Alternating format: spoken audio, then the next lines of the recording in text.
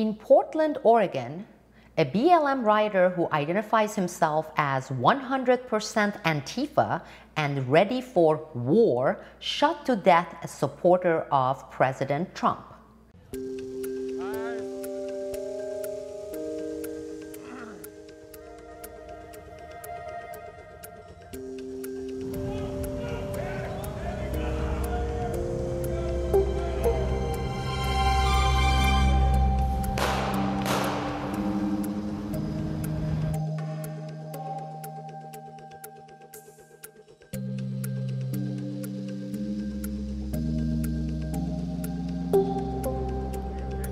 For the past 2 months, President Trump has been considering invoking the Insurrection Act.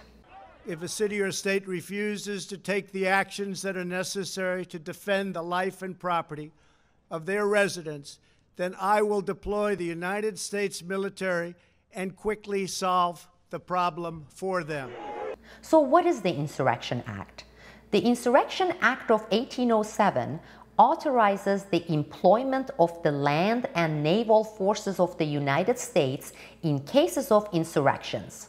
In 1989, it was amended to authorize the president to employ the armed forces during a natural disaster or terrorist attacks. Now remember, the oath of allegiance to the United States of America dictates that all Americans must support and defend the Constitution and laws of the United States of America against all enemies, foreign and domestic. Does this qualify as domestic enemies of the United States? Should this constitute national terrorism? And this one? Portland, like other cities, broke out in riots at the end of May, but unlike other parts of America, it's continued every day now for, I think tonight is the 75th day.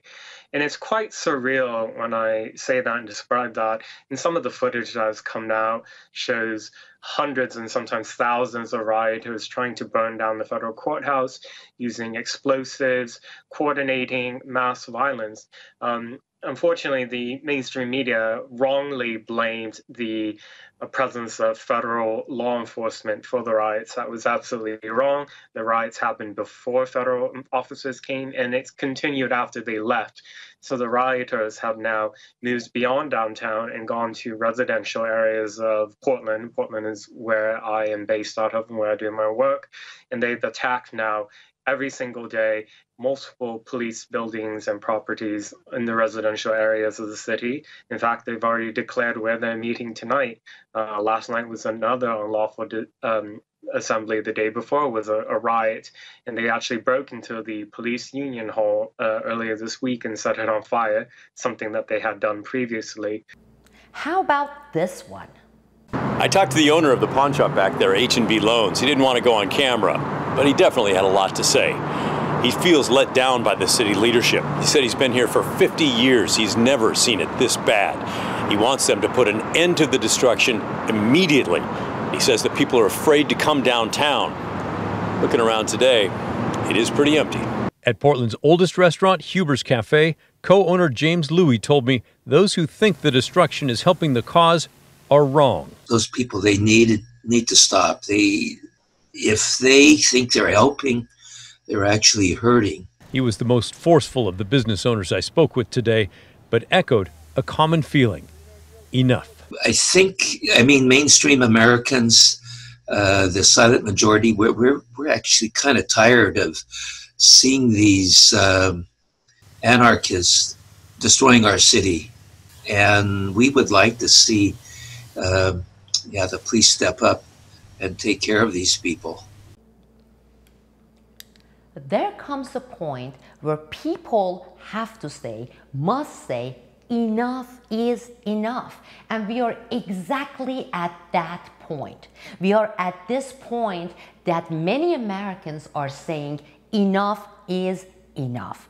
This episode currently live at Newsbud and Patreon.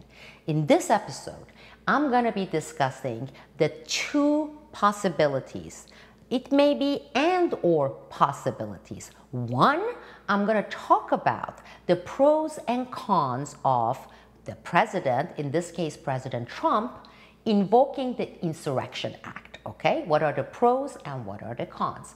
I'm also going to talk about another option, the option where people take action. They say, we the people, okay, based on our commitment to our nation and to our Constitution, we must take action. We must take action to defend our rights. And we must take action for our own safety, okay, for our own security against our very own national terrorists. Again, both options, both possibilities in this stage of enough is enough will be discussed in this episode. And this is live. You can tune in if you are members of my Newsbud and or Patreon communities. But also, in addition to all this, I want to talk about various possibilities as far as the strategy is concerned for the deep state. Meaning, could they be using this as a bait, hoping for the Insurrection Act? Or do they prefer the second option? The case where people actually rise up and they say, we the people must defend our own rights and security.